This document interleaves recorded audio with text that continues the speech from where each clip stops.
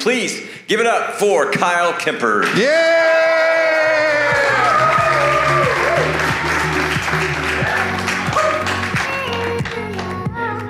Guys, you made me cry right before I got up here. So I'm like tearing up. I'm like, oh man.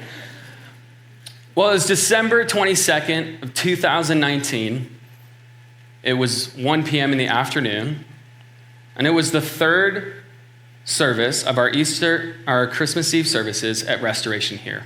The room was packed, front seat to the back seat, and we were all singing together, "Joy to the world, the Lord has come." But I wasn't thinking about the Lord coming to earth. I wasn't thinking about our Savior coming as an infant babe. I was thinking, what am I going to have for lunch today? Oh man, that's right. We're going to Marg's Taco Bistro. And let earth receive her king. I'm going to receive a mahi-mahi taco. And let every heart prepare him room. Oh, I'm going to prepare so much room. I'm going to get 4 of them. Man, this is not an uncommon occurrence for myself, and I think that we all do this. We get distracted. We start thinking about a conversation that we had that week, and it comes to mind. It was intense or it was good. We start thinking about something going on at work, or maybe you're thinking about lunch.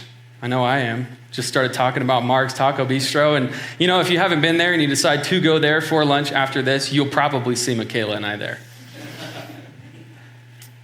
I think back to December 22nd, 2019, and I think what I needed to do then and what we all need to do sometimes is stop singing and start worshiping. Now, when I said stop singing just then, you may have thought that I'd said stop worshiping because we have so paired singing and music with worship. But if we look at a definition of worship, we'll see that there's a lot more to it than that. If you could throw up that definition of worship for me. It's a feeling or expression of reverence and adoration for a deity. So you could see that singing and music can fall into expression, but that a feeling of adoration could also be worship. So that means that there's so much more to worship than just singing the song. Let's look a little bit deeper, go into John 4:23. It says, "Yet a time is coming and has now come when the true worshipers will worship the Father in spirit and in truth. For they are the kind of worshipers the Father seeks.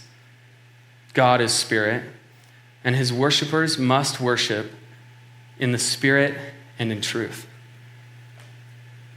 I think he's looking for spirit and truth. And spirit is the essence of who we are.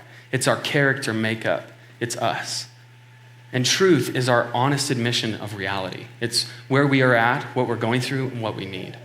And if we're worshiping in spirit and in truth, I believe that we'll find authenticity.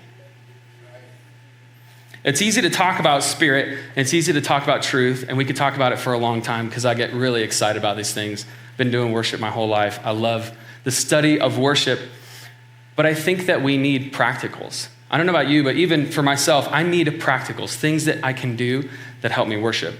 So I like to do 3 things. I like to surrender, I like to meditate, and I like to celebrate.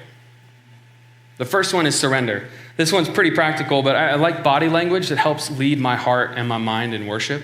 So I'll put my hands out, close my eyes, and take a deep breath. And I'll just picture the things that I need to surrender. Just practically take the distractions and put them in my hands and be like, God, I just need you to take these things right now. I need to surrender. And I'll meditate. Meditating is something that I think our culture is getting more and more excited about. It's the simplicity of thought. It's like where we just take our mind, we calm ourselves, and we just think on like 1 or 2 things, and we simplify what we're focused on. I think one of the best things to meditate on in worship is thankfulness. So you can just take the same deep breath, relax, and you can meditate and be thankful. God, thank you so much for what you're doing in my life. Thank you for providing for me. Thank you for the way that you showed up this week. Thank you that you've got this. And that the hard things that I'm going to go through this week, you'll be with me as I go through them. And we meditate. The last one is celebration.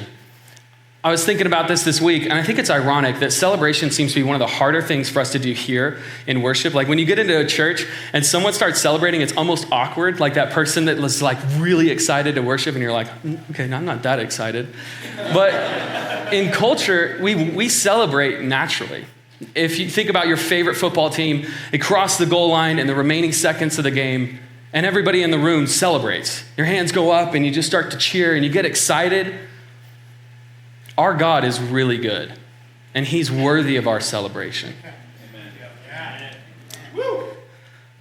I love when we're singing. Like, there's not a better feeling than when you're leading worship and everyone in the room is singing, and you're like, this is awesome. There's so much energy. But I like it so much more when we worship. When it's not every single voice in the room singing what's on the screens, but every single heart in the room is connecting in worship, in our spirit, and in truth. It was a few years ago now, a buddy of mine and I went to a conference. It was like a worship conference. It was my favorite band. It was Jesus Culture. We get down front, the lights come down, the mood's set. You could tell it's gonna be some good worship. They start to sing, Come Away With Me, and I love this song. So I'm like, oh, I'm toast. This is gonna be great. I'm ready to worship. Just close my eyes. I'm like, oh yeah, this is perfect. I'm gonna surrender, meditate, celebrate. I'm gonna participate. There's gonna be so many different things at this point. And they start to sing this song, and I hear singing and not good singing. I hear bad singing, and it's distracting. And my heart, I should feel convicted of this, but I got like pretty frustrated, right? I'm like, all right, man, this is my moment to worship. Like, who is singing like this? And I look over, and my buddy next to me is singing very loudly, if you can call it singing. Oh man, and I was so frustrated, and I look over at my buddy, and the spotlight comes across the room, and I'll never forget this moment. It crosses his face, and there's tears streaming down his cheeks. And I knew that he was going through a really hard time. Like, there's a lot of depression, anxiety. He had some loss in his life. And he had both hands up, and he was singing these lyrics. It's never too late. It's not too late. It's not too late for me. And I realized that he wasn't singing. He was worshiping with his whole heart. He was worshiping in spirit. It was who he was, the essence of his being. And he was worshiping in truth, the honest reality of his pain and his need for God. So what can we do?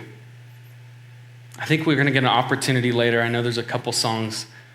And I want to encourage you, we don't have to get it right every time. But we can take this step and we can stop singing and start worshiping.